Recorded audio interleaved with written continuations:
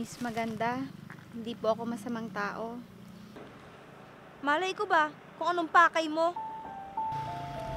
Baka pwede ako makahingi ng pambili ko ng pagkain.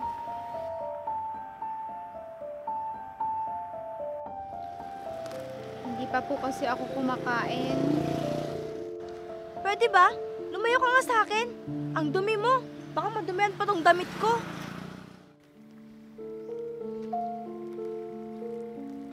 At isa pa, tignan mo nga yung katawan mo.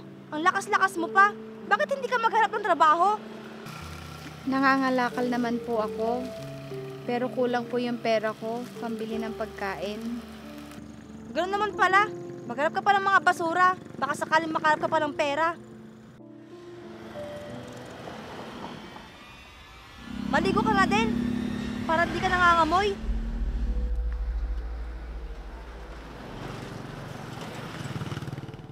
Ako pa ngayon hihingin mo ng pera. Wala pa nga akong trabaho eh.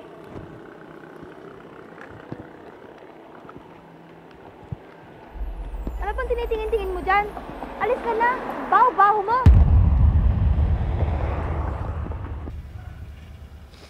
Kawawa naman yung Ale. Ale, ayos lang po ba kayo? Miss, pwede ba ako makahingi ng pambili ko ng pagkain? Kasi, kagabi pa ako hindi kumakain. Ganun po ba, Ale? Kaso, wala po akong pera dito.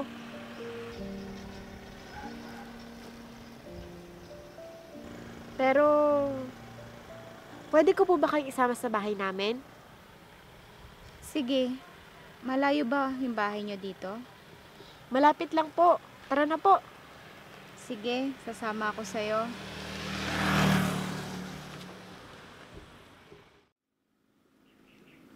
Lola Lisa? Lola Lisa, dito na po ako. Pupo muna kayo. Apo, may kasama ka pala. Lola, ayos lang po ba kayo? Ayos lang ako, Apo. Nakainom na po ba kayo ng gamot nyo? Hindi pa. Naubos na kasi yung gamot ko.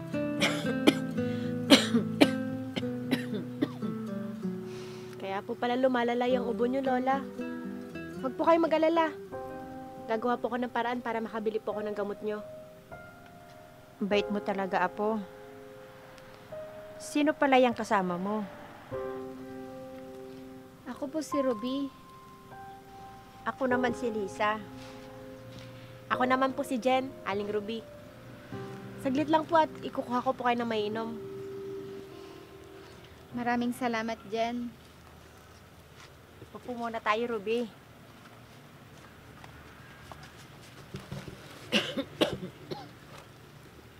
Ayos lang po ba kayo, Aling Lisa? Ayos lang ako. Matagal na kasi itong ubo ko. Bakit hindi po kayo magpatingin sa doktor? Kahit gusto po namin, wala kaming pera ng apo ko. Paano po kayo nakakaraos dito?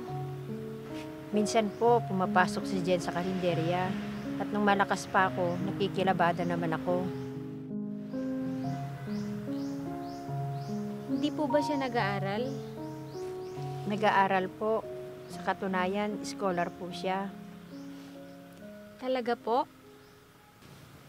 Sana nga makapagtapos siya. Kasi kung minsan di siya pumapasok dahil mas inuuna pa niya yung trabaho niya. Ang hirap din po pala ng sitwasyon nyo. Pero kahit ganito po yung buhay namin, masaya kami. Napakaswerte nyo po sa apo nyo. Tama po kayo dyan. Aling Ruby, magmerienda muna po kayo. Salamat, Jen. Saan po pala kayo nakatira? May bahay pa po ba kayo?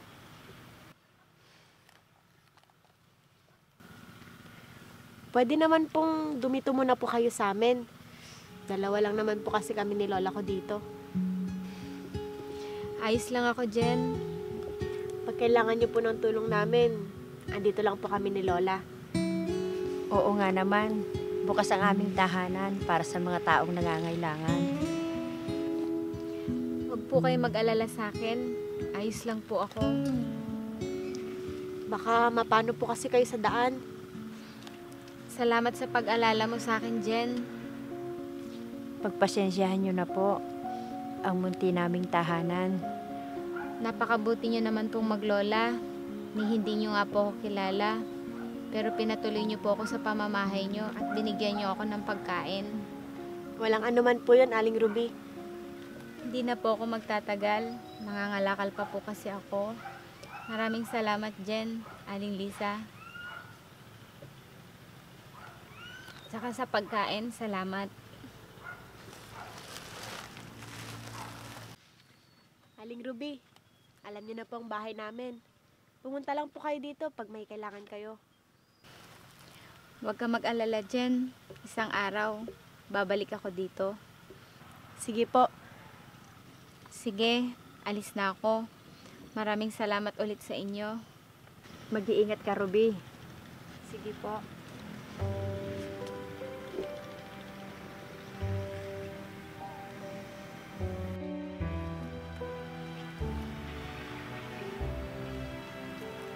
Sobrang bait na maglola. Kailangan nila ng tulong para gumanda yung buhay nila.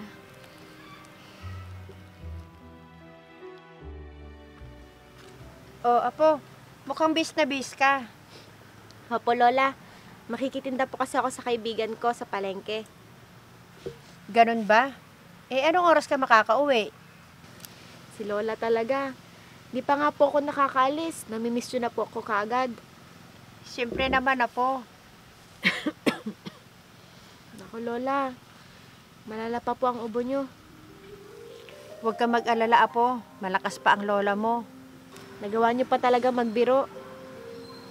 Lola, wag po kayong makulit dito ha. Magpahinga po kayo habang wala ako. Oo naman, Apo. Ano bang ginagawa ko dito? Di ba wala naman?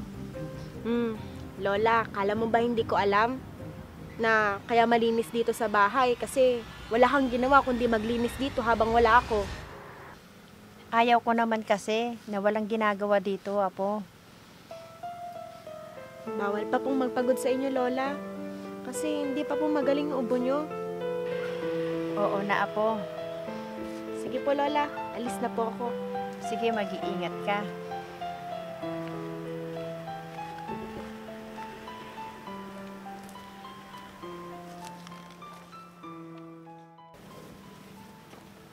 Sino kayang nakaiwan dito?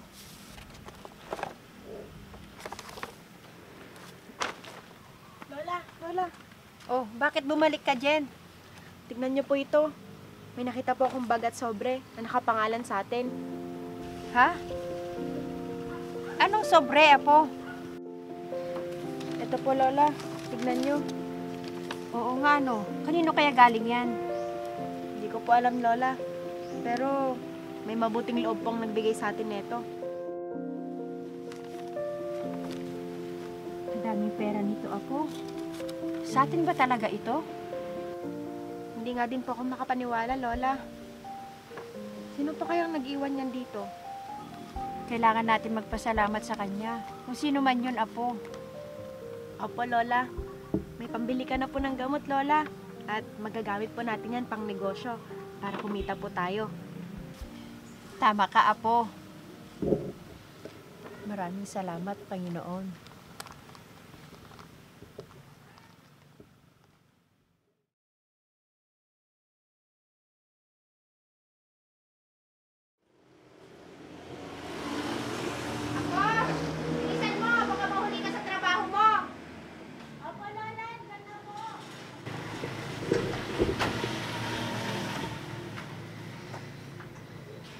Ganda talaga ng apo ko. Kanino pa po ba magmamana? E di sa inyo po, Lola. Nambola na naman ang apo ko.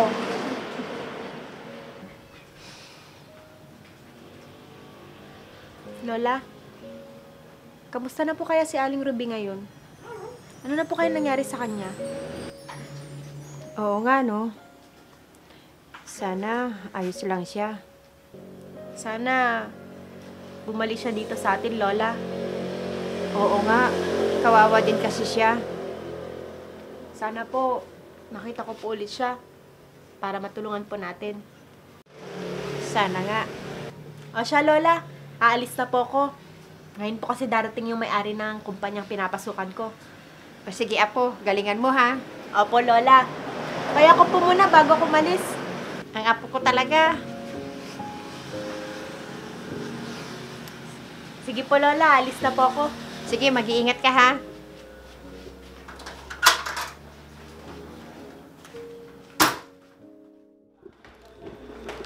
Miss, tabi ka nga dyan. Baka mahuli ako sa interview ko. Sige, miss, mawala ka na. Akala mo naman sino maganda. Mas maganda pa ako sa kanya. Parang nakita ko na yung babae niyo. Kaso, hindi ko lang maalala kung saan.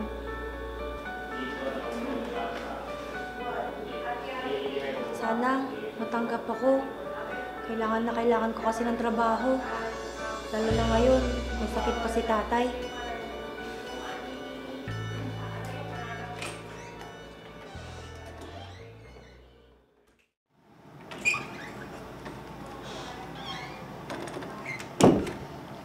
Anong ginagawa mo dito, miss? Huwag mong sabihin mag-a-apply ka din ng trabaho. Kung ako sa'yo, wag na. Kasi mas magaling at mas matalino ako kaysa sa'yo. Hindi, miss. Mabuti naman kung ganun. Eh, anong ginagawa mo dito? Ah, siguro mag-a-apply kang tagaluto o tagalinis ang opisina, no?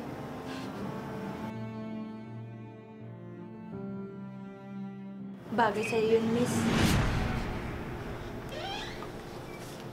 Magandang umaga po, ma'am. Magandang umaga din, Jen. Aling Ruby? Oo, Jen. Ako nga.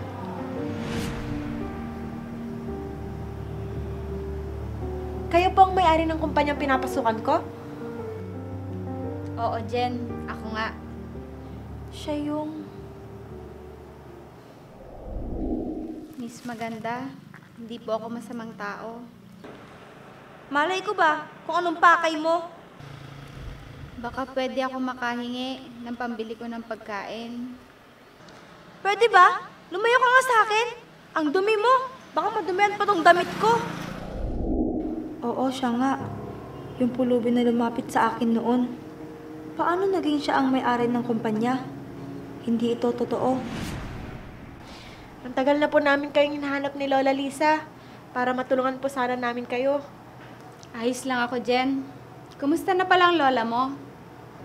Magaling na po siya at meron na rin po kaming maliit na negosyo sa palengke. Talaga? Mabuti naman kung ganon.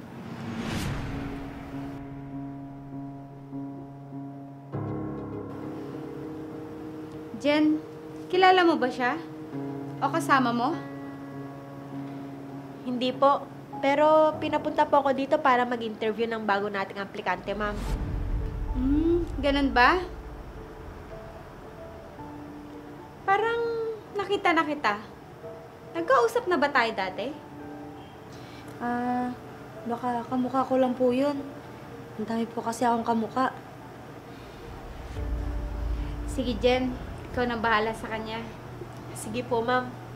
Sige, at may aayusin pa ako. Mamaya na lang tayo magkwentuhan.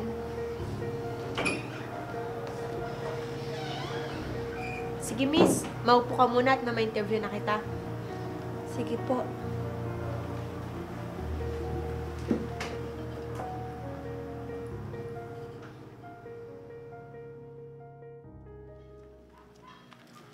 Jen, kumusta naman yung bago natin aplikante?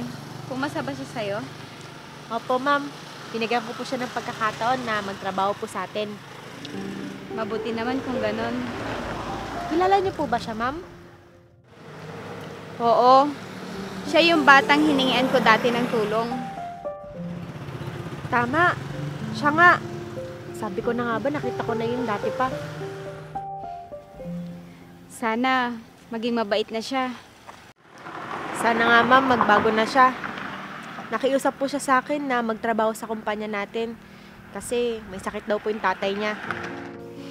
Ganun ba? Kawawa naman pala siya. Kaya nga po, naawa po ako sa kanya kahit ganun po inasal niya. Ang tao kasi, magbabago lang yan pag may kailangan. Kaya, naisipan kong tumulong sa iba dahil sa kalagayan ko. Ano pong ibig niyong sabihin, ma'am?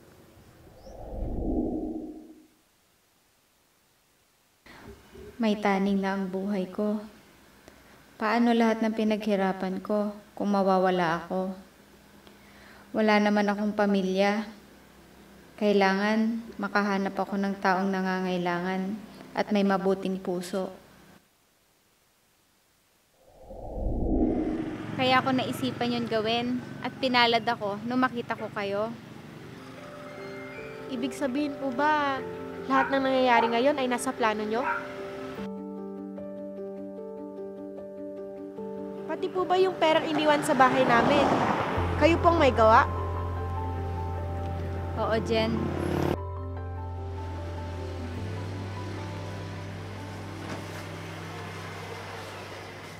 O apo, andiyan ka na pala. May kasama ka yata. Tara po ma'am, pasok po kayo. Sige. Mano po lola? Kaawaan ka ng Diyos. Kumusta na po kayo, Aling Lisa? Ruby? Ikaw ba yan? Opo, ako nga po ito. Di ka po maniniwala lola. Siya po ang may-ari ng kumpanyang pinapasukan ko. Talaga, apo? At si Ma'am Ruby din po ang dahilan kung bakit gumandang buhay natin ngayon, lola. Anong ibig mo sabihin, apo? Sa kanya po nanggaling yung perang iniwan sa atin noon, lola. Naku, maraming salamat po, Ma'am Ruby. Napakabuti niyo po sa amin. Hindi po, Aling Lisa. Kayo po ang dapat kong pasalamatan. Dinalik ko lang sa inyo ang kabutihang loob na pinakita niyo sa akin. Kaya po pala nung pagkatapos ko ng koleyo, natanggap po ako sa kumpanya nyo. Dahil po sa inyo yun, ma'am. Gusto ko kasi matutunan mo lahat ng yon. Dahil hinahanda kita, Jen. Ano pong ibig niyong sabihin, ma'am? Pag dumating ang araw na mawala ako, iiwan ko sa inyo maglola ang lahat ng meron ako. Ano po? Para sa akin, nakita ko sa inyo ang kabutihan ng inyong mga puso. Tumutulong kayo sa kapwa na walang hinihintay na kapalit. Kaya hindi ako magsisisi sa desisyon ko. Dahil alam ko, mas marami pa kayo matutulungan na ibang tao. Maraming salamat po, ma'am. Simula po ngayon, aalagaan po namin kayo. At hindi na po kami papayag pag tinanggihan niyo pa po kami. Kaya nga po, ma'am, hayaan niyo po na samahan namin po kayo. Oo naman po, pamilya ko na po kayo.